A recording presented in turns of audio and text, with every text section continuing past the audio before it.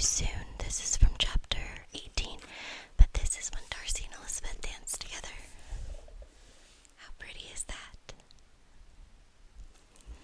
Anyways, it's a little bit of a show and tell, but as a continuation of that, I actually very happenstance and randomly found another version of Pride and Prejudice this week that is a little bit different than any other ones I've had. So this one is here. Isn't that pretty? And I found this at Five Below. So, and for anyone who doesn't know, that's kind of a Five Below is sort of like a dollar store, but instead of everything being like $1-ish around, most things are like $5, but then or below, right? So you'll have like 5 and like 4 and obviously all the way down to like $1 or so.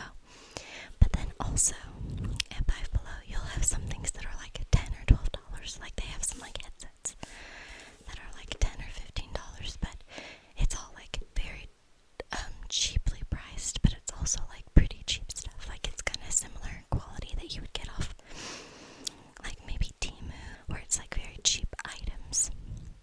But we'll get into Pride and Prejudice chapter 16. I love the sound of clickety clacks.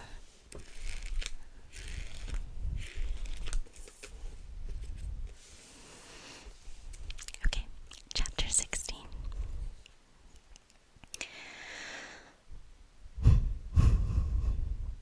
As no objection was made to the young people's engagement with their aunt, and all Mr. Cullen's scruples of leaving Mr. and Mrs. Bennet for a single evening during his visit were most steadily persisted, the coach conveyed him and his 5 cousins at a suitable hour to Meryton, and the girls had the pleasure of hearing, as they entered the drawing room, that Mr. Wickham had accepted their uncle's invitation and was then in the house.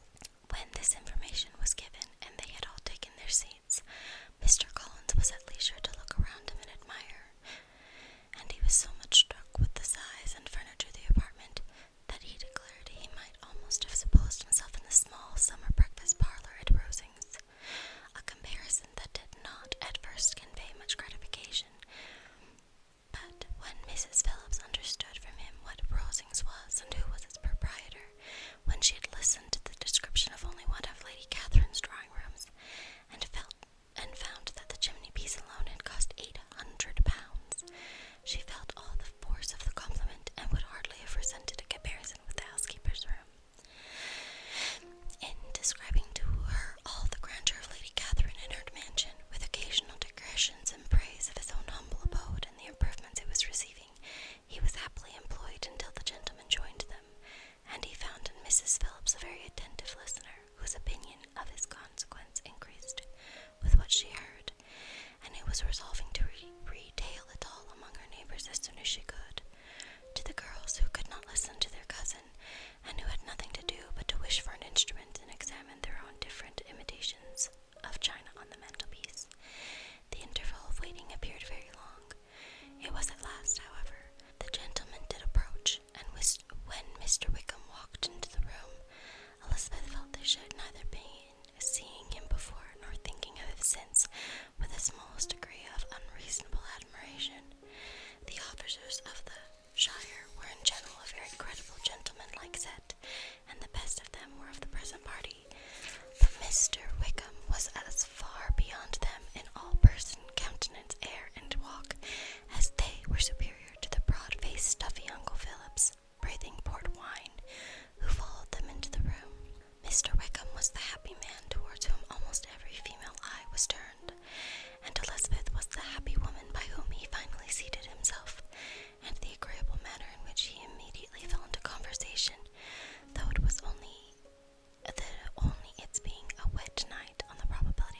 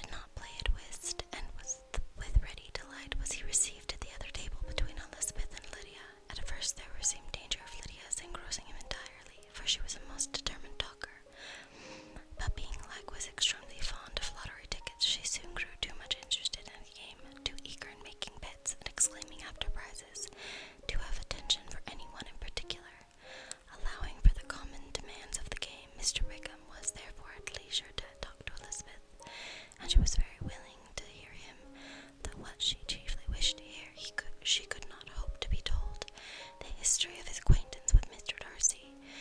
She dared not even mention that gentleman. Her curiosity, however, was unexpectedly relieved. Mr. Wickham began the subject himself.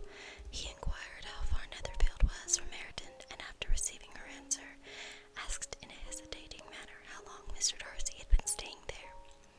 "About a month," Elizabeth said. Then, unwilling to let the subject drop, she added, "He is a man of very large property in Derbyshire, I understand."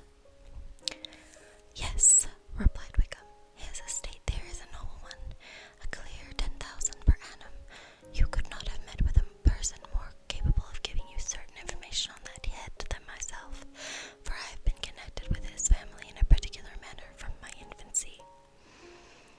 Elizabeth could not but look surprised. "You may well be surprised, Miss Bennet, at such an assertion, after seeing, as you probably might, the very cold manner of our meeting yesterday. Are you very much acquainted with Mr. Darcy?" "As much as I ever wished to be," cried Elizabeth warmly. "I have spent 4 days in the same house with him, and I think him very disagreeable."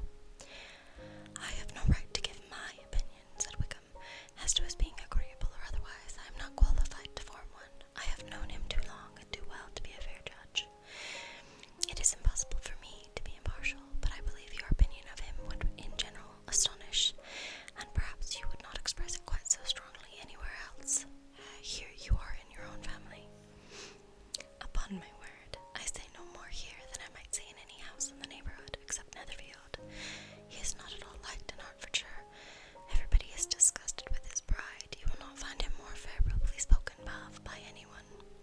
"I cannot pretend to be sorry," said Wickham, after a short interruption, "that he or that any man should not be esteemed beyond their deserts.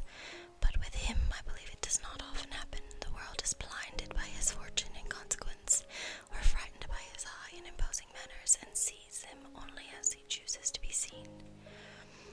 I should take him, even on my slight acquaintance, to be an ill-tempered man." Wickham only shook his head. "I wonder," said he, at the next opportunity of speaking, "whether he is likely to be in this country much longer." "I do not know at all, but I heard nothing of his going away when I was at Netherfield. I hope your plans in favour of the shire will not be affected by his being in the neighbourhood." "Oh no, it is not for me to be driven away by Mr. Darcy. If he wishes to avoid seeing me, he must go. We are not on friendly terms, and it always gives me pain to meet him, but I have no reason for avoiding him but what I might proclaim to all the world, a sense of very great ill-usage, the most painful regrets at his being what he is. His father, Miss Bennet, the late Mr. Darcy, was one of the best men that ever breathed, and the truest friend I ever had. I can never be in company with this Mr. Darcy without being grieved to the soul by 1,000 tender recollections. His behaviour to myself has been scandalous, but I verily believe I could forgive him anything and everything rather than his disappointing the hopes and disgracing the memory of his father."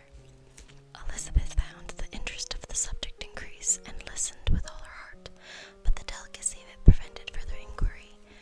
Mr. Wickham began to speak on more general topics, Meryton, the neighbourhood, the society, appearing highly pleased with all that he had yet seen, and speaking of the latter especially with gentle but very intelligible gallantry. "It was the prospect of constant society and good society," he added, "which was my chief inducement to enter the shire. I knew it to be a most respectable, agreeable corps, and my friend Denny tempted me further by his account of the present quarters, and the very great attentions and excellent acquaintance of Meryton had procured them. Society, I own, is necessary to me. I have been a disappointed man, and my spirits will not bear solitude. I must have employment in society.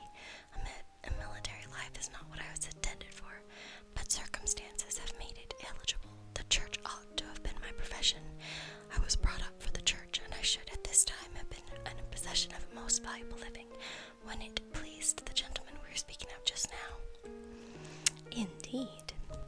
"Yes, the late Mr. Darcy bequeathed me the next presentation of the best living in his gift. He was my godfather and excessively attached to me. I cannot do justice to his kindness. He meant to provide for me amply and thought he had done it, but when the living fell, it was given elsewhere." "Good heavens!" cried Elizabeth, "but how could that be? How could his will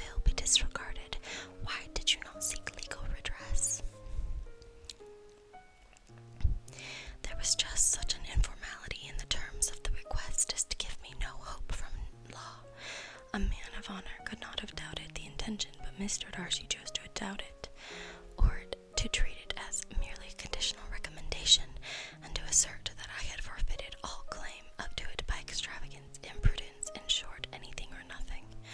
Certain it is that the living became vacant 2 years ago, exactly as I was in age to hold it, and that it was given to another man, and no less certain it is that I cannot accuse myself of having really done anything to deserve to lose it. I have a warm, unguarded temper, and I may sometimes perhaps have spoken my opinion of him and to him too freely. I can recall nothing worse, but the fact is that we are very different sorts of men, and that he hates me. That is quite shocking. He deserves to be publicly disgraced. Sometime or other he will be, but it shall not be by me. Till I can forget his father, I can never defy or expose him.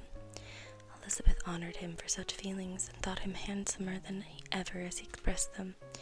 But what, she said, after a pause, can have been his motive? What can have induced him to behave so cruelly? A thorough, determined dislike of me, a dislike which I cannot but attribute in some measure to jealousy. Had the late Mr. Darcy liked me less, his son might have borne with me better, but his father's uncommon attachment to me irritated him, I believe, very early in life. He had not a temper to bear the sort of competition in which we stood, the sort of preference which was often given me. I had not thought Mr. Darcy so bad as this. Though I have never liked him, I had thought so very ill of him. I had supposed him to be despising his fellow creatures in general, but did not suspect him of descending to such malicious revenge, such injustice, such inhumanity as this. After a few minutes of reflection, however, she continued, I do remember his boasting one day at Netherfield of the implacability of his resentments, of his having an unforgiving temper. His disposition must be dreadful.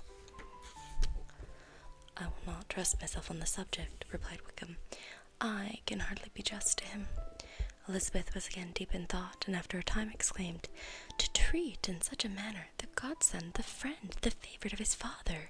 She could have added, a young man, too, like you, whose very countenance may vouch for your being amiable. But she contented herself with, and one, too, who had probably been his own companion from childhood, connected together, as I think you said, in the closest manner.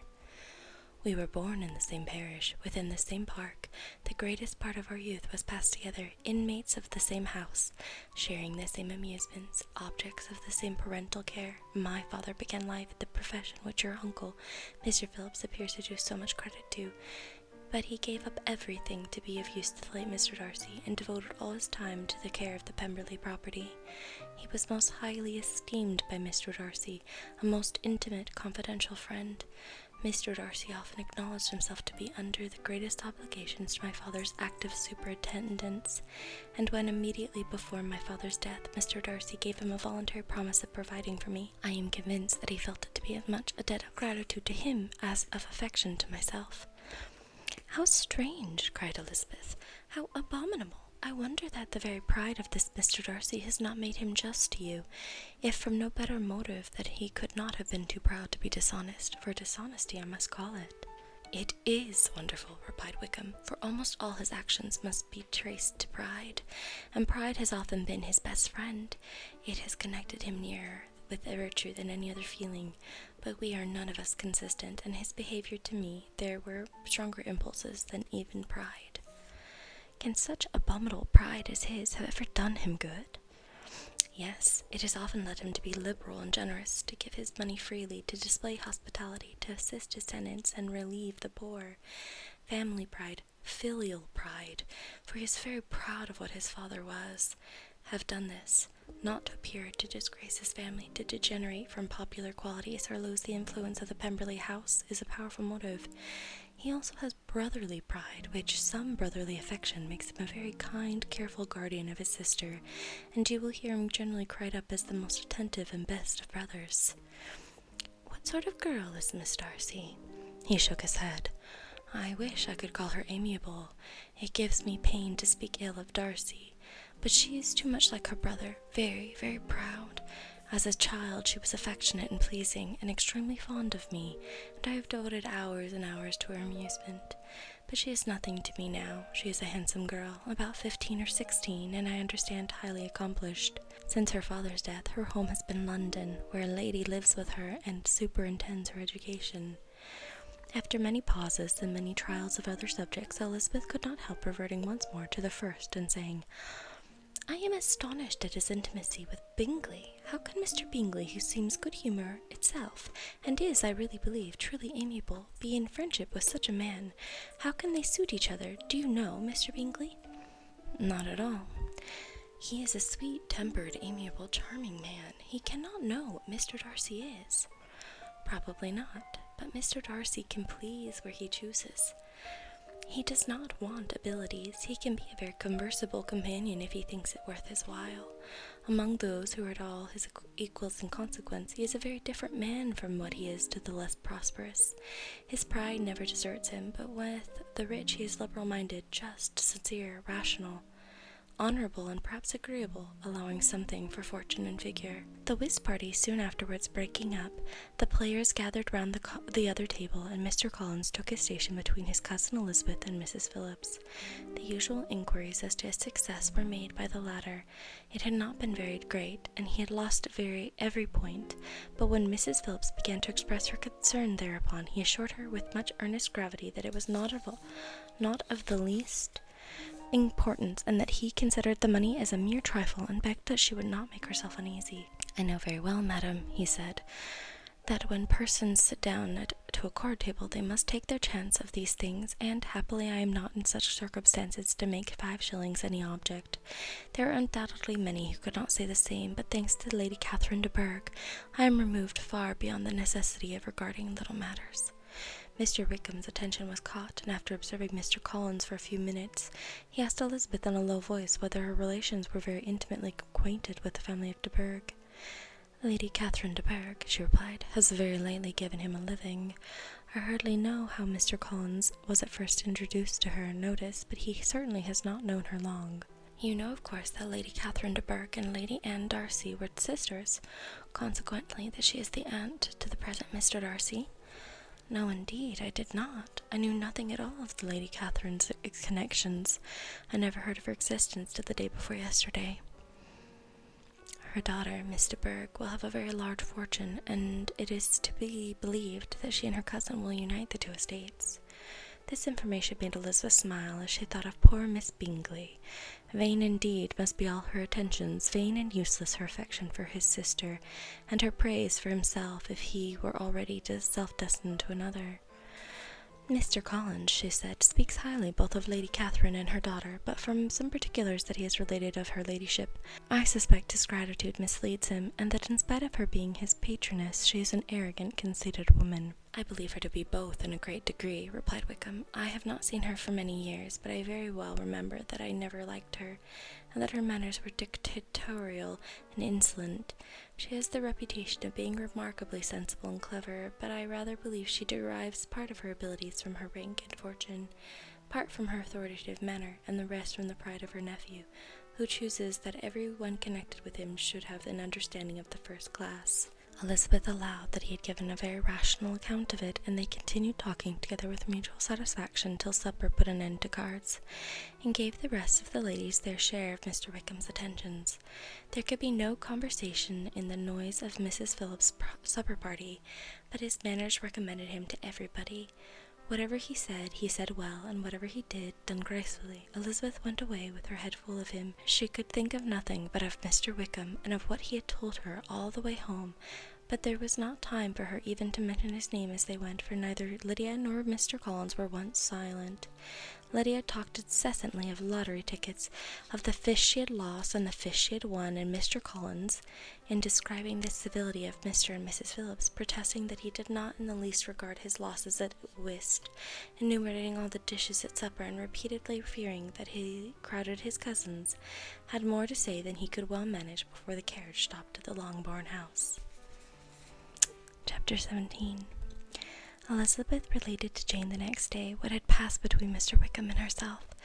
Jane listened with astonishment and concern. She knew not how to believe that Darcy could be so unworthy of Mr. Bingley's regard, and yet it was not in her nature to question the veracity of a young man of such amiable appearance as Mr. Wickham. The possibility of his having really endured such unkindness was enough to interest all her tender feelings, and nothing therefore remained to be done but to think well of them both, to defend the conduct of each, and throw into the account of accident or mistake whatever could not be otherwise explained. They have both, said she, been deceived, I dare say, in some way or other, of which we can form no idea. Interested people have perhaps misrepresented each to the other. It is, in short, impossible for us to conjecture the cause or circumstances which may have alienated them without actual blame on either side. Very true indeed. And now, my dear Jane, what have you got to say on behalf of the interested people who have probably been concerned in the business? Do clear them, too, or it shall be obliged to think ill of somebody. Laugh as much as you choose, but you will not laugh me out of my opinion, my dearest Lizzie. But do consider in what a disgraceful light it places Mr. Darcy, to be treating his father's favourite in such a manner, one whom his father had promised to provide for. It is impossible. No man of common humanity, no man who had any value for his character, could be capable of it. Can his most intimate friends be so excessively deceived in him? Oh, no! I can much more easily believe Mr. Bingley's being imposed on than that Mr. Wickham should invent such a history of himself as he gave me last night. Names, facts, everything mentioned without ceremony. If it be not so, that Mr. Darcy contradicted. Besides, there was truth in his looks. It is difficult indeed. It is distressing. One does not know what to think. I beg your pardon. One knows exactly what to think. But Jane could think with certainty on only one point, that Mr. Bingley, if he had been imposed on, would have much to suffer when the affair became public. The two young ladies were summoned from the shrubbery where their conversation passed by the arrival of some of the very persons of whom they had been speaking. Mr. Bingley and his sisters came to give their personal invitation for the long-expected ball at Netherfield, which was fixed for the following Tuesday. The two ladies were delighted to see their dear friend again, called it an age since they had met, and repeatedly asked what she had been doing with herself since their separation. To the rest of the family they paid little attention, avoiding Mrs. Bennet as much as possible, saying not much to Elizabeth, and nothing at all to the others. They were soon gone again, rising from their seats with an activity which took their brother by surprise, and hurrying off as if eager to escape from Mrs. Bennet's civilities. The prospect of the Netherfield ball was extremely agreeable to every female of the family. Mrs. Bennet chose to consider it as given in compliment to her eldest daughter, and was particularly flattered by receiving the invitation from Mr. Bingley himself, instead of a ceremonious card. Jane pictured to herself a happy evening in the society of her two friends, at the attention of their brother, and Elizabeth thought with pleasure of dancing a great deal with Mr. Wickham, and of seeing a confirmation of everything in Mr. Darcy's looks and behaviour. The happiness anticipated by Catherine and Lydia depended less on any single event, or any particular person, for they each, like Elizabeth, meant to dance half the evening with Mr. Wickham. He was by no means the only partner who could satisfy them, and a ball was at any rate a ball, and even Mary could assure her family that she had no disinclination for it. "Well, I can have my mornings to myself," said she. "It is enough. I think it no sacrifice to join occasionally in evening engagements. Society has claims on all of us, and I profess myself one of those who consider intervals of recreation and amusement as desirable for everybody." Elizabeth's spirits were so high on the occasion that, though she did not often speak unnecessarily to Mr. Collins, she could not help asking him whether he intended to accept Mr. Bingley's invitation, and if he did, whether he would think it proper to join in the evening's amusement, and she was rather surprised to find that he entertained no scruple whatever on that head, and was very far from dreading a rebuke either from the Archbishop or Lady Catherine de Bourgh by venturing to dance. "I am by no means of opinion, I assure you," said he, "that a ball of this kind given by a young man of character to respectable people can have any evil tendency, and I am so far from objecting to dancing myself, that I shall hope to be honoured with the hands of all my fair cousins in the course of the evening. Hi, am I getting a kiss? And I think this opportunity of soliciting yours, Miss Elizabeth, for the first two dances especially, as a preference which I trust my cousin Jane will attribute to the right cause, and not to any disrespect for her." Elizabeth felt herself completely taken in. She had fully proposed being engaged by Wickham for those very dances, and to have Mr. Collins instead. Her liveliness had been never worse timed. There was no help for it, however. Mr. Wickham's happiness and her own was perforce delayed a little longer, and Mr. Collins' proposal accepted with as good a grace as she could. She was not the better pleased with his gallantry from the idea it suggested of something more. It now struck her that she was selected from among her sisters as worthy of being mistress of Hunsford Parsonage, and of assisting to form a quadrille table at Rosings, in the absence of more eligible visitors. The idea soon reached to conviction as she observed his increasing civilities towards herself, and heard his frequent attempt at a compliment on her wit and vivacity. Though more astonished than gratified herself by this effect of her charms, it was not long before her mother gave her to understand that the probability of her marriage was exceedingly agreeable to her. Elizabeth, however, did not choose to take the hint, being well aware that a serious dispute must be the consequence of any reply. Mr. Collins might never make the offer, and till he did, it was useless to quarrel about him. If there had not been a Netherfield ball to prepare for and talk of, the younger Miss Bennets would have been in a pitiable state at this time, for from the day of the invitation to the day of the ball there was such a succession of rain as prevented their walking to Meryton once. No aunt, no officers, no news could be sought after. The very shoe roses for Netherfield were got by proxy. Even Elizabeth might have found some trial of her patience in weather which totally suspended the improvement of her acquaintance with Mr. Wickham, and nothing less than a dance on Tuesday could have made such a Friday, Saturday, Sunday, and Monday endurable to Kitty and Lydia. Chapter 18. Till Elizabeth entered the drawing-room at Netherfield, and looked in vain for Mr. Wickham among the cluster of red-coats there assembled. A doubt of his being present had never occurred to her. The certainty of meeting him had not been checked by any of those recollections that might not unreasonably have alarmed her. She had dressed with more than usual care, and prepared in the highest spirits for the conquest of all that remained unsubdued of his heart, trusting that it was not more than might be won in the course of the evening. But in an instant arose the dreadful suspicion of his being purposely omitted for Mr. Darcy's pleasure in the Bingleys' invitation to the officers, and though this was not exactly the case, the absolute fact of his absence was pronounced by his friend Mr. Denny, to whom Lydia eagerly applied, and who told them that Wickham had been obliged to go to town on business the day before, and was not yet returned, adding with a significant smile, "I do not imagine his business would have called him away just now if he had not wished to avoid a certain gentleman here." This part of his intelligence, though unheard by Lydia, was caught by Elizabeth, and as it was assured her that Darcy was not less answerable for Wickham's absence than if her first surmise had been just, every feeling of displeasure against the former was so sharpened by immediate disappointment that she could hardly reply with tolerable civility to the polite inquiries which he directly afterwards approached to make.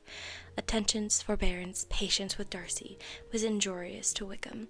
She was resolved against any sort of conversation with him, and turned away with a degree of ill humour which she could not wholly surmount even in speaking to Mr. Bingley, whose blind partiality provoked her.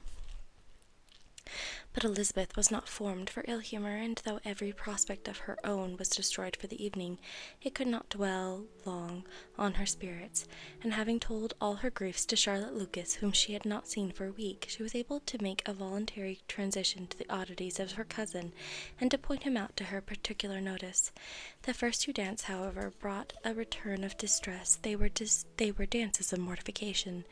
Mr. Collins, awkward and solemn, apologizing instead of attending, and often moving wrong without being aware of it, gave her all the shame and misery which a disagreeable partner for a couple of dances can give.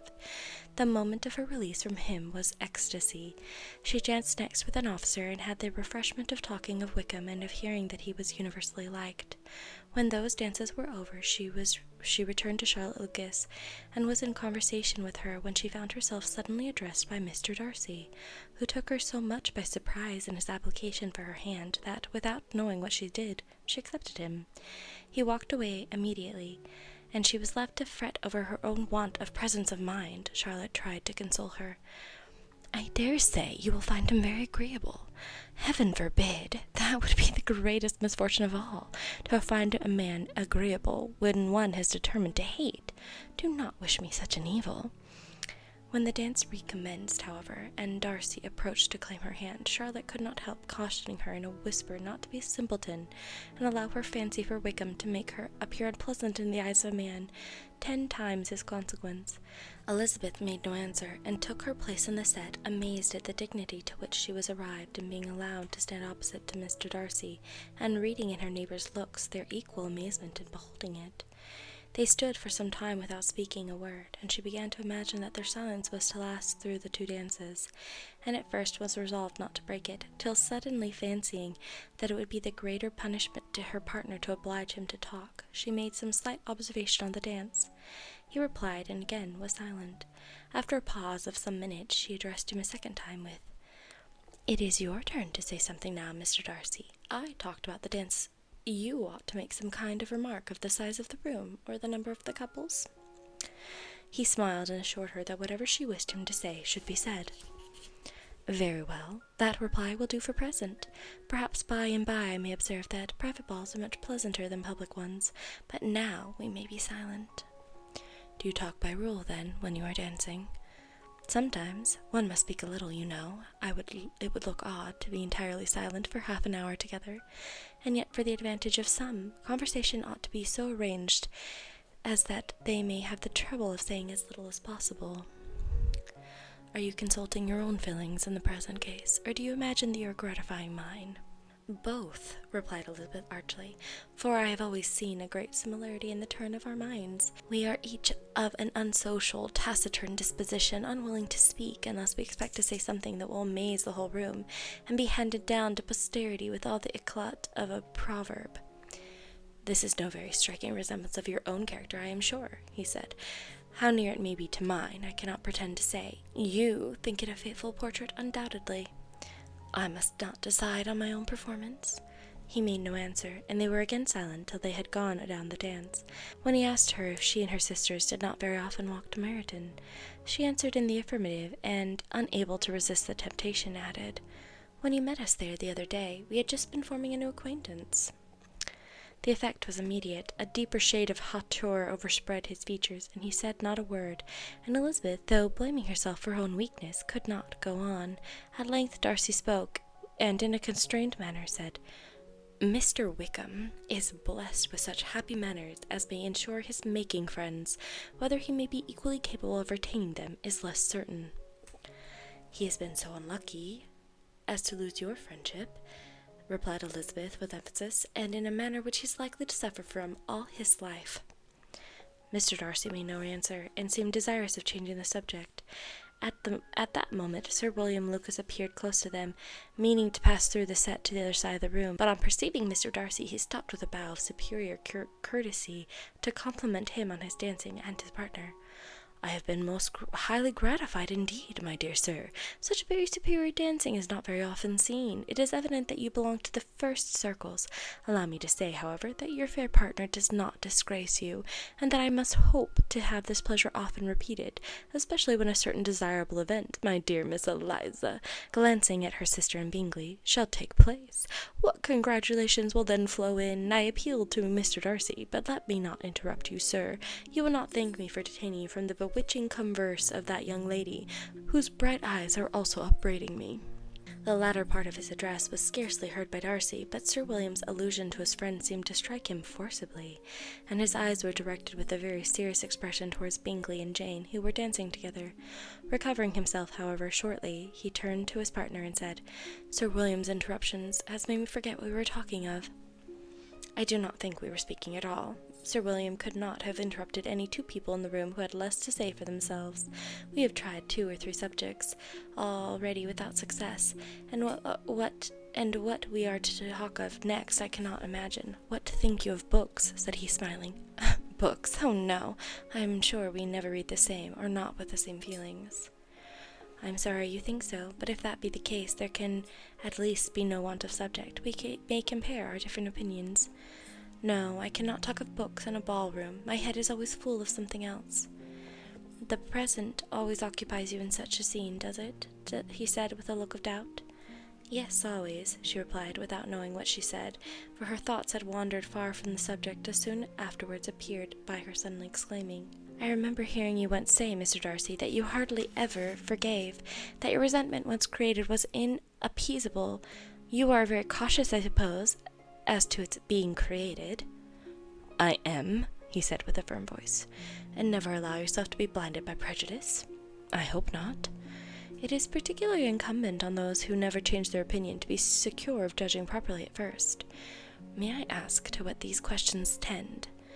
Merely to the illustration of your character, she said, endeavoring to shake off her gravity.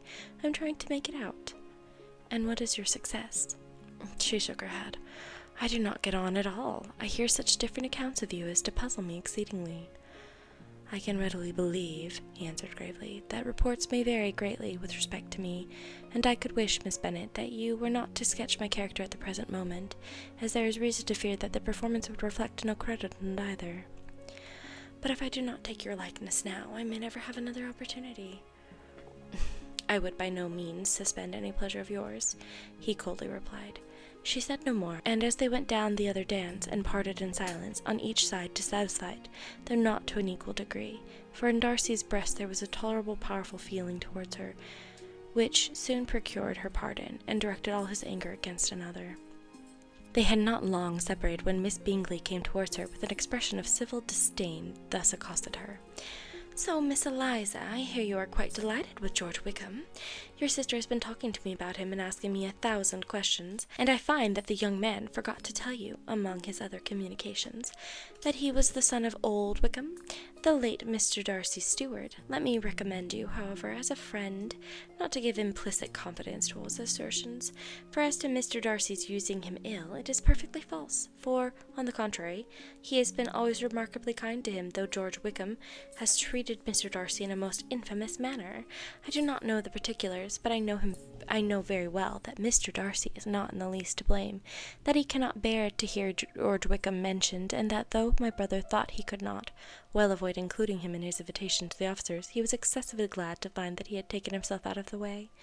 His coming into the country at all is a most insolent thing indeed, and I wonder how he could presume to do it.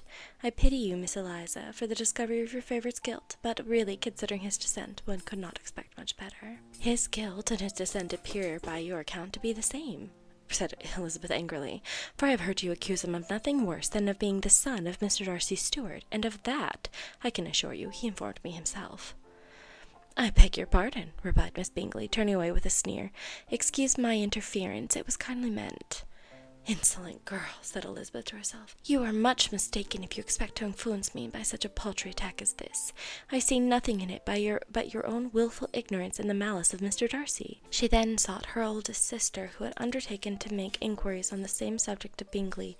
Jane met her with a smile of such sweet complacency, a glow of such happy expression, as sufficiently marked how well she was satisfied with the occurrence of the evening. Elizabeth instantly read her feelings, and at that moment solicitude for Wickham, resentment against his enemies, and everything else gave way for the hope of Jane's being in the fairest way for happiness. I want to know, said she, with a countenance no less smiling than her sister's, what you have learnt about Mr. Wickham, but perhaps you have been too pleasantly engaged to think of any third person, in which case you may be sure of my pardon. No, replied Jane, I have not forgotten him, but I have nothing satisfactory to tell you. Mr. Bingley does not know the whole of his history, and is quite ignorant of the circumstances which principally offended Mr. Darcy, but he will vouch for the good conduct, the probity, and honour of his friend, and is perfectly convinced that Mr. Wickham has deserved much less attention from Mr. Darcy than he has received, and I am sorry to say that by his account as well as his sister's, Mr. Wickham is by no means a respectable young man. I am afraid he has been very imprudent, and has deserved to lose Mr. Darcy's regard. Mr. Bingley does not know Mr. Wickham himself. No, he never saw him till the other morning at Meryton. This account, then, is what he has received from Mr. Darcy. I am perfectly satisfied. But what does he say of the living? He does not exactly recollect the circumstances, though he has heard them from Mr. Darcy more than once, but he believes that it was left to him conditionally only. I have no doubt of Mr. Bingley's sincerity, said Elizabeth warmly, but you must excuse me not being convinced by assurances only. Mr. Bingley's defence of his friend was a very able one, I dare say, but since he is unacquainted with several parts of the story, and has learnt the rest from his friend himself, I shall venture still to think of both gentlemen as I did before. She then changed the discourse to one more gratifying to each, and one which there could be no difference of sentiment. Elizabeth listened with delight to the happy though modest hopes which Jane entertained of Bingley's regard, and said all in her power to heighten her confidence in it. On their being joined by Mr. Bingley himself, Elizabeth withdrew to Miss Lucas, to whose inquiry after the pleasantness of her last partner she had scarcely replied, before Mr. Collins came up to them and told her with great exultation that he had just been so fortunate as to make a most important discovery. "I have found out," he said, by singular accident, "that there is now in the room a near relation of my patroness. I happened to overhear the gentleman himself mentioning to the young lady who does the honours of this house the names of his cousin, Miss de Bourgh, and her mother, Lady Catherine. How wonderfully these sorts of things occur! Who would have thought of my meeting with, perhaps, a nephew of Lady Catherine de Bourgh in this assembly? I am most thankful that the discovery is made in time for me to pay my respects to him, which I am now going to do, and trust he will excuse me not having done it before. My total ignorance of the connection must plead my apology." "You are not going to introduce yourself to Mr. Darcy?"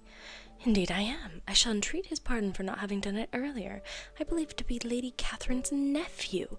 It will be in my power to assure him that her ladyship was quite well yesterday se'nnight."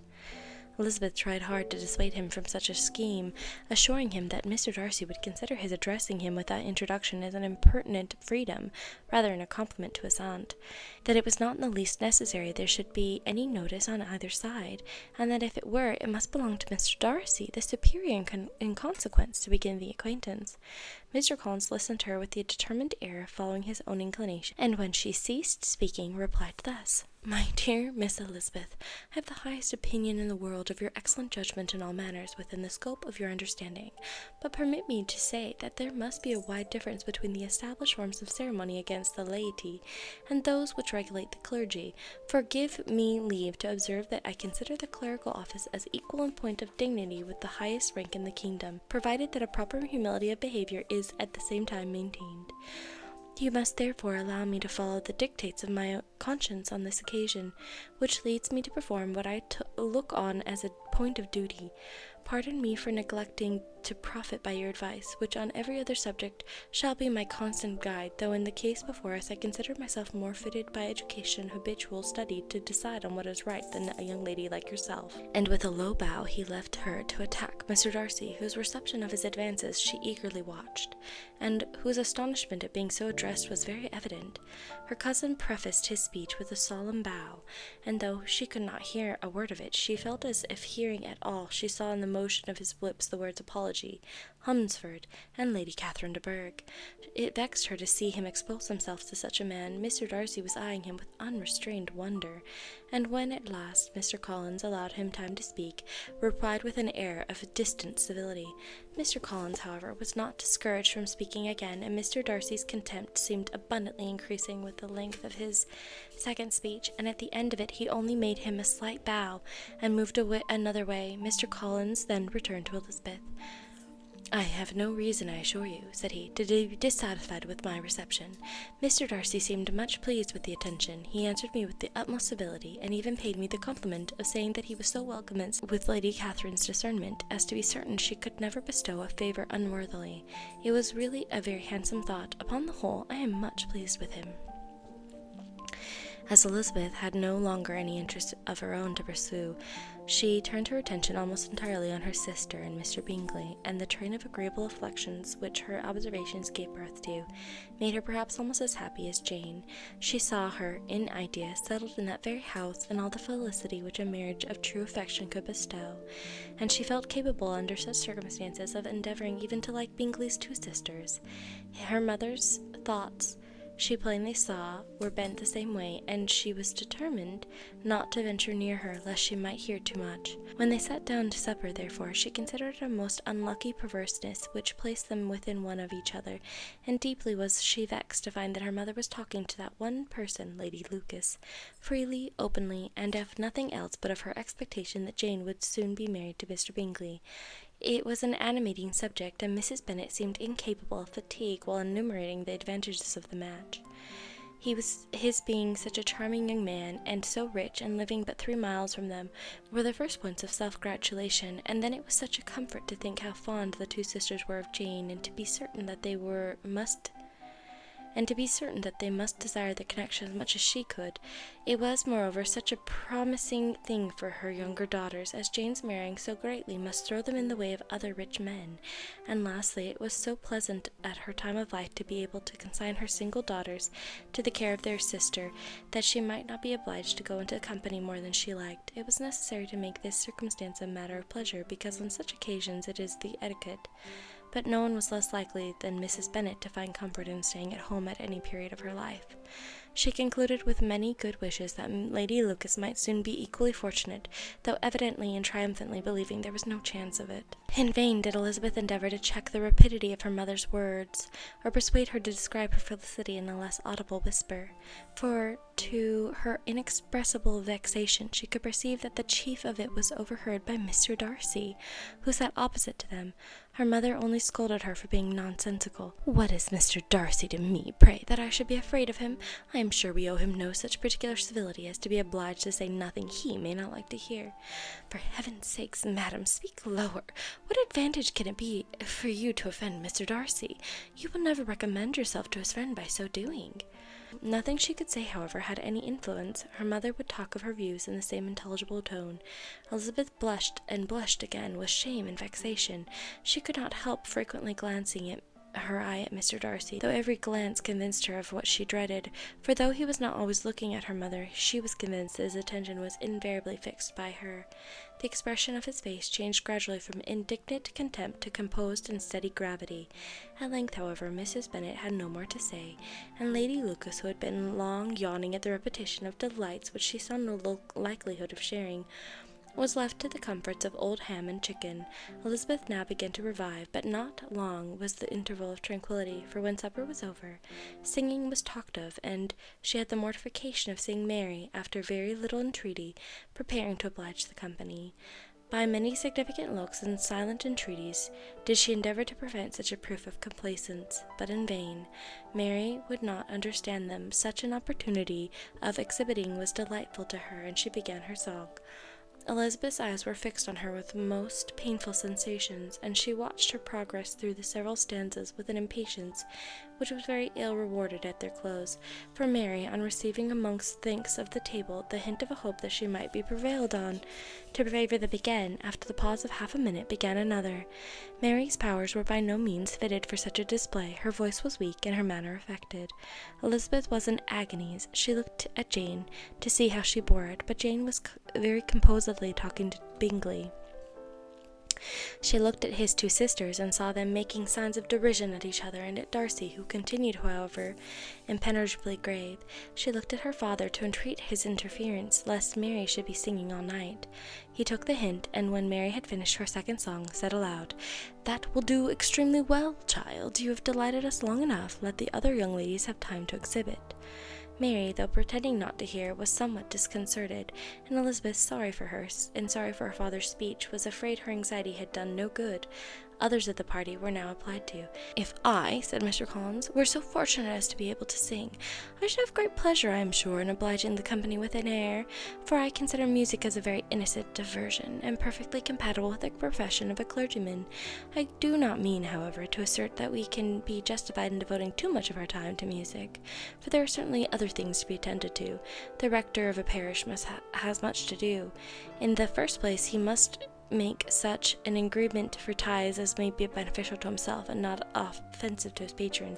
He must write his own sermons, and the time that remains will not be too much for his parish duties and the care and improvement of his dwelling, which he cannot be excused from making as comfortable as possible, and I do not think it of light importance that he should have attentive and conciliatory manners towards everybody, especially towards those to whom he owes his preferment.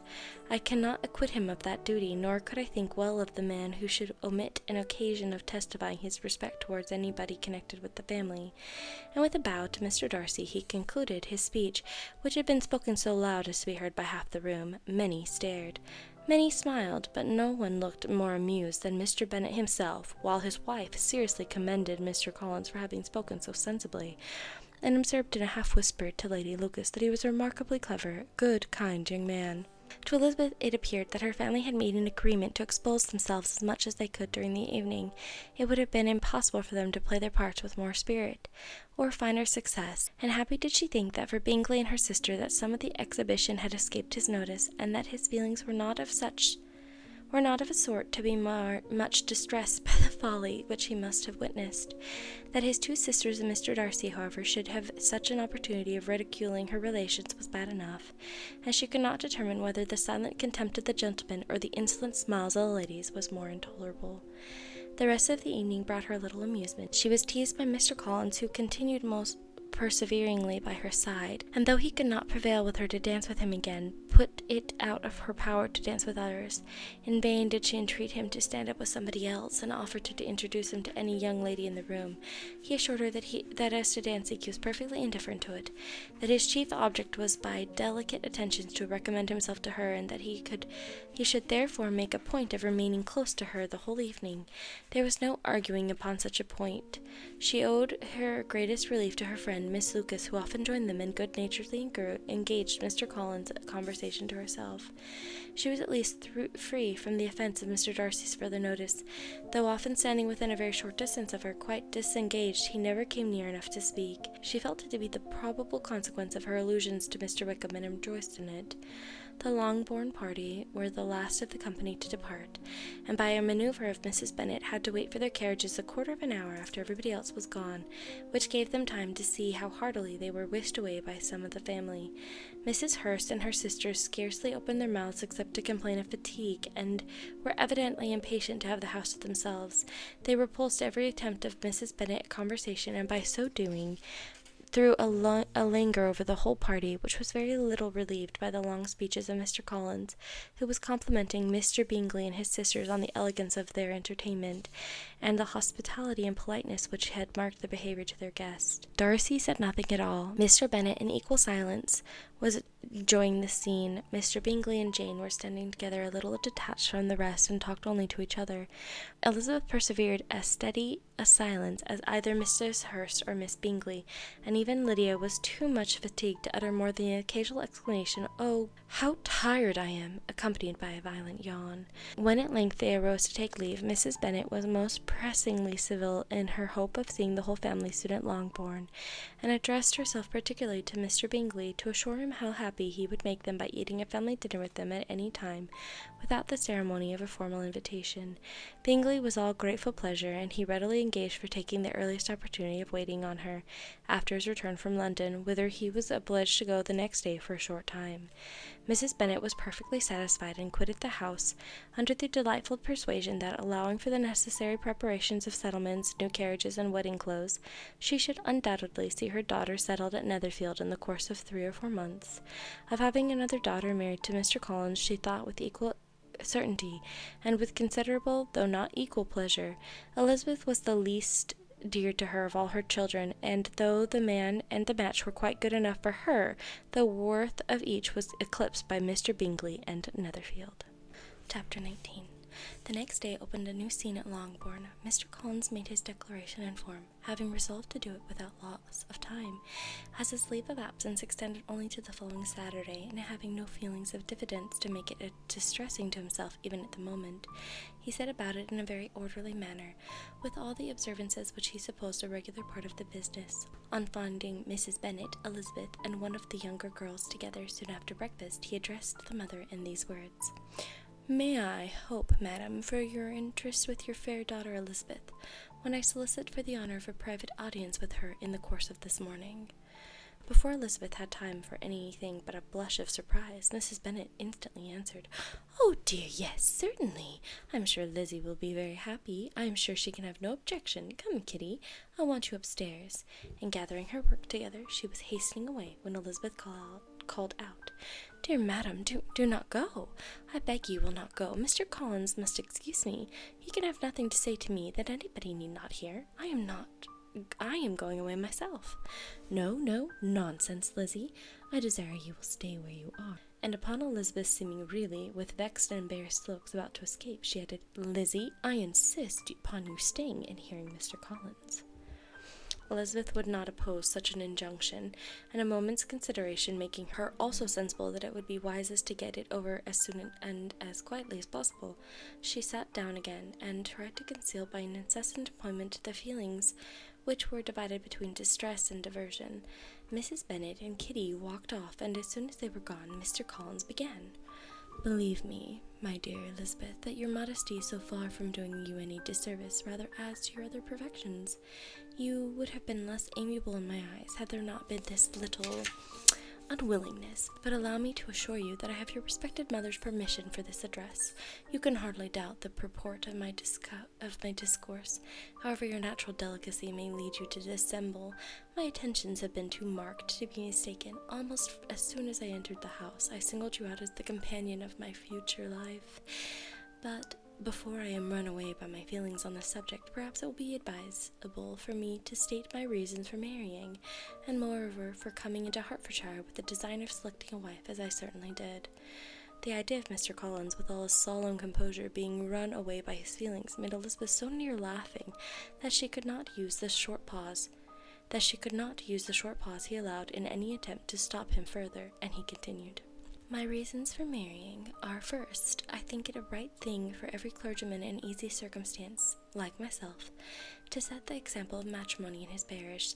Secondly, that I am convinced that it will add very greatly to my happiness. And thirdly, which perhaps I ought to have mentioned earlier, that it is the particular advice and recommendation of the very noble lady whom I have the honor of calling patroness. Twice has she condescended to give me her opinion, unasked too, on the subject, and it was but the very Saturday night before I left Hunsford, between our pools at quadrille, while Mrs. Jenkinson was arranging Mr. Burke's footstool, that she said, Mr. Collins, you must marry. A clergyman like you must marry. Choose properly, choose a gentlewoman for my sake, and for your own let her be an active, useful sort of person, not brought up high, but able to make a small income go a good way. This is my advice. Find such a woman as soon as you can, bring her to Hunsford, and I will visit her. Allow me, by the way, to observe, my fair cousin, that I do not reckon the notice and kindness of Lady Catherine de Bourgh as among the least of the advantages my power to offer. You will find her manners beyond anything I can describe, and your wit and vivacity, I think, must be acceptable to her, especially when tempered with the silence and respect which her rank will inevitably excite. Thus much for my general intention in favor of matrimony. It remains to be told why my views were directed to Longbourn instead of my own neighbourhood, when I assure you there are many amiable young women. But the fact is, that being as I am to inherit this estate after the death of your honoured father, who, however, may live many years longer, I could not satisfy myself without resolving to choose a wife from among his daughters, that the loss to them might be as little as possible when the melancholy event takes place, which, however, as I have already said, may not be for several years. This has been my motive, my fair cousin, and I flatter myself it will not sink me in your esteem. And now nothing remains for me but to assure you in the most animated language of the violence of my affection. To fortune I am perfectly indifferent, and shall make no demand of that nature on your father, since I am well aware that it could not be complied with, and that 1,000 pounds and the 4 per cents, which will not be yours till after your mother's decrease, is all that you may ever be entitled to. On that head, therefore, I shall be uniformly silent, and you may assure yourself that no ungenerous reproach will ever pass my lips when we are married. It was absolutely necessary to interrupt him now. You are too hasty, sir, she cried. You forget that I have made no answer. Let me do it without further loss of time. Accept my thanks for the compliment you are paying me, and I am very sensible of the honour of your proposals, but it is impossible for me to do otherwise than decline them. I am not now to learn, replied Mr. Collins with a formal wave of his hand, that it is usual with young ladies to reject the addresses of the man whom they secretly mean to accept when he first applies for their favour, and that sometimes the refusal is repeated a second or even a third time. I am therefore by no means discouraged by what you have said, and I shall hope to lead you to the altar ere long. Upon my word, sir, cried Elizabeth, your hope is rather an extraordinary one, after my declaration. I do assure you that I am not one of those young ladies, if such young ladies there are, who are so daring as to risk their happiness on the chance of being asked a second time. I am perfectly serious in my refusal. You could not make me happy, and I am convinced that I am the last woman in the world who could make you so. Nay, were your friend Lady Catherine to know me, I am persuaded she would find me in every respect ill qualified for the situation.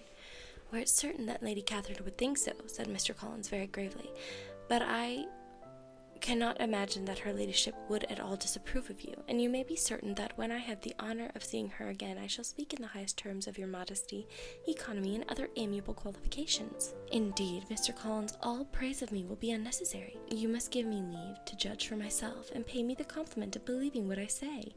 I wish you very happy and very rich, and by refusing your hand, do all in my power to prevent your being otherwise. In making me the offer, you must have satisfied the delicacy of your feelings with regard to my family, and may take possession of Longbourn estate whenever it falls, without any self-reproach. This matter be considered, therefore, as finally settled." And rising as she thus spoke, she would have quitted the room, had not Mr. Collins thus addressed her. "When I do myself the honour of speaking to you next on this subject, I shall hope to receive a more favourable answer than you have now given me, though I am far from accusing you of cruelty at present, because I know it to be the established custom of your sex to reject a man on the first application, and perhaps you have even now said as much to encourage my suit as would be consistent with the true delicacy of the female character." "Really, Mr. Collins," cried Elizabeth with some warmth, "you puzzle me exceedingly. If what I have hitherto said can appear to you in the form of encouragement, I know not how to express my refusal in such a way as to convince you of it being one." "You must give me leave to flatter myself, my dear cousin, that your refusal of my addresses is merely words of course. My reasons for believing that it are briefly these. It does not appear to me that my hand is unworthy of your acceptance, or that the establishment I can offer would be any other than highly desirable. My situation in life, my connections with the family de Bourgh, and my relationship to your own are circumstances highly in its favor, and you should take it into further consideration that in spite of your manifold attractions, it is by no means certain that another offer of marriage may ever be made you. Your portion is unhappily so small that it will in all likelihood undo the effects of your loveliness and amiable qualifications. As I must therefore conclude that you are not serious in your rejection of me, I shall choose to attribute it to your wish of increasing my love by suspense, according to the usual practice of elegant females. I do assure you, sir, that I have no pretension whatever to that kind of elegance which consists in tormenting a respectable man. I would rather be paid the compliment of being believed sincere. I thank you again and again for the honour you have done me in your proposals, but to accept them is absolutely impossible. My feelings in every respect forbid it. Can I be plainer? Do not consider me now as an elegant female intending to plague you, but as a rational creature speaking the truth from her heart." "You are uniformly charming," cried he, with an air of awkward gallantry, "and I am persuaded that when sanctioned by the express authority of both your excellent parents, my proposals will not fail of being acceptable." To such perseverance in wilful self-deception Elizabeth would make no reply, and immediately in silence withdrew, determined, if he persisted in considering her repeated refusals flattering encouragement, to apply to her father, whose negative might be uttered in such a manner as must be decisive, and whose behaviour at least could not be mistaken for the affectation and coquetry of an elegant female. Chapter 20. Mr. Collins was not left long to the silent contemplation of his successful love, for Mrs. Bennet, having dawdled about in the vestibule to watch for the end of the conference, no sooner saw Elizabeth open the door, and with quick step pass her towards the staircase, than she entered the breakfast-room, and congratulated both him and herself in warm terms on the happy prospect of their nearer connection. Mr. Collins received and returned these felicitations with equal pleasure, and then proceeded to relate the particulars of their interview, with the result of which he trusted he had every reason to be satisfied, since the refusal which his cousin had steadfastly given him would naturally flow from her bashful modesty and the genuine delicacy of her character. This information, however, startled Mrs. Bennet. She would have been glad to be equally satisfied that her daughter had meant to encourage him by protesting against his proposals, but she dared not to believe it, and could not help saying so. "But depend upon it, Mr. Collins," she added, "that Lizzie shall be brought to reason. I will speak to her about it myself directly. She is a very headstrong, foolish girl, and does not know her own interest, but I will make her know it." "Pardon me for interrupting you, madam," cried Mr. Collins, "but if she is really headstrong and foolish, I know not whether she would altogether be a very desirable wife to a man in my situation, who naturally looks for happiness in the marriage state. If, therefore, she actually persists in rejecting my pursuit, perhaps it were better not to force her into accepting me, because if liable to such defects of temper, she should not contribute much to my felicity." "Sir, you quite misunderstand me," said Mrs. Bennet, alarmed. "Lizzie is only headstrong in such matters as these. In everything else she is as good-natured a girl as ever lived. I will go directly to Mr. Bennet, and we will very soon have it settled with her, I am sure." She would not give him time to reply, but hurrying instantly to her husband, called out as she entered the library, "Oh, Mr. Bennet, you are wanted immediately. We are all in an uproar. You must come and make Lizzie marry Mr. Collins, for she vows she will not have him, and if you do not make her haste, he will change his mind and not have her." Mr. Bennet raised his eyes from his book as she entered, and fixed them on her face with a calm unconcern, which was not in the least altered by her communication. "I have not the pleasure of understanding you," said he, when she had finished her speech. "Of what are you talking?" "Of Mr. Collins and Lizzie. Lizzie declares she will not have Mr. Collins, and Mr. Collins begins to say that he will not have Lizzie. And what am I to do on the occasion? It seems a hopeless business. Speak to Lizzie about it yourself. Tell her that you insist upon her marrying him. Let her be called down. She shall hear my opinion." Mrs. Bennet rang the bell, and Miss Elizabeth was summoned to the library. "Come here, child," cried her father as she appeared. I have sent for you on an affair of importance. I understand that Mr. Collins has made you an offer of marriage. Is this true?" Elizabeth replied that it was. "Very well, and this offer of marriage you have refused?" "I have, sir." "Very well, we now come to the point. Your mother insists upon you accepting it. Is it not so, Mrs. Bennet?" "Yes, or I will never see her again." "An unhappy alternative is before you, Elizabeth. From this day you must be a stranger to one of your parents. Your mother will never see you again if you do not marry Mr. Collins, and I will never see you again if you do." Elizabeth could not but smile at such a conclusion of such a beginning, but Mrs. Bennet, who had persuaded herself that her husband regarded the affair as she wished, was excessively disappointed. "What do you mean, Mr. Bennet, by talking in this way? You promised me to insist upon her marrying him." "My dear," replied her husband, "I have two small favors to request. First, that you allow me the free use of my understanding in the present occasion, and secondly, of my room. I shall be glad to have the library to myself as soon as may be." Not yet, however, in spite of her disappointment in her husband, did Mrs. Bennet give up the point. She talked to Elizabeth again and again, coaxed and threatened her by turns. She endeavored to secure Jane in her interest, but Jane, with all possible mildness, declined interfering, and Elizabeth, sometimes with real earnestness and sometimes with playful gaiety, replied to her attacks. Though her manner varied, however, her determination never did. Mr. Collins, meanwhile, was meditating in solitude on what had passed. He thought too well of himself to comprehend on what motive his cousin could refuse him, and though his pride was hurt, he suffered in no other way. His regard for her was quite imaginary, and the possibility of her deserving her mother's reproach prevented his feeling any regret. While the family were in this confusion, Charlotte Lucas came to spend the day with them. She was met in the vestibule by Lydia, who, flying to her, cried in a half-whisper, "I am glad you are come, for there is such fun here. What do you think has happened this morning? Mr. Collins has made an offer to Lizzie, and she will not have him." Charlotte had hardly time to answer before they were joined by Kitty, who came to tell the same news, but no sooner had they entered the breakfast-room, where Mrs. Bennet was alone, than she likewise began on the subject, calling on Miss Lucas for her compassion, and entreating her to persuade her friend Lizzie to comply with the wishes of all her family. "Pray do, my dear Miss Lucas," she added in a melancholy tone, "for nobody is on my side, nobody takes part with me. I am cruelly used, nobody feels for my poor nerves." Charlotte's reply was spared by the entrance of Jane and Elizabeth. "Aye, there she comes," continued Mrs. Bennet, "looking as unconcerned as may be, caring no more for us than if we were at York, provided she can have her own way.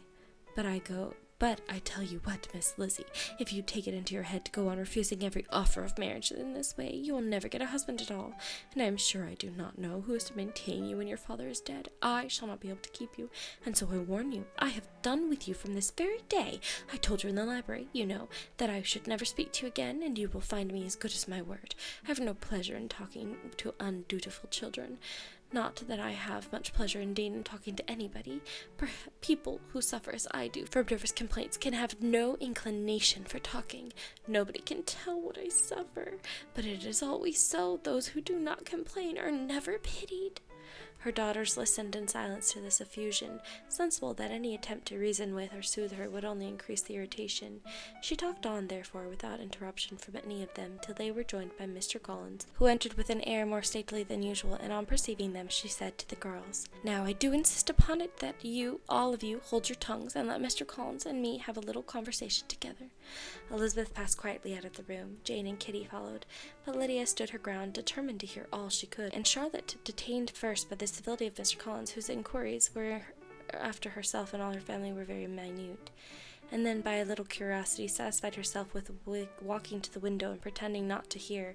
In a doleful voice, Mrs. Bennet began to project conversation. "Oh, Mr. Collins!" "My dear madam," replied he, "let us be forever silent on this point. Far be it from me," he presently continued, in a voice that marked his displeasure, "to resent the behavior of your daughter.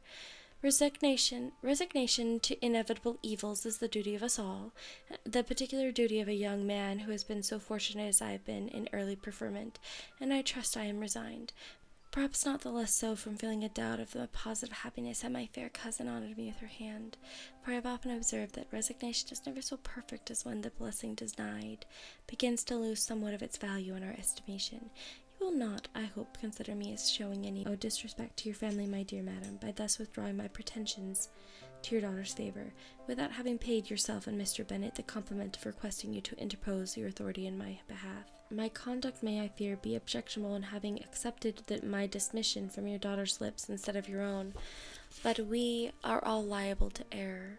I have certainly meant well through the whole affair. My object has been to secure an amiable companion for myself, with due consideration for the advantage of all your family, and if my manner has been at all reprehensible, I beg leave to apologize. That's it for chapter 20.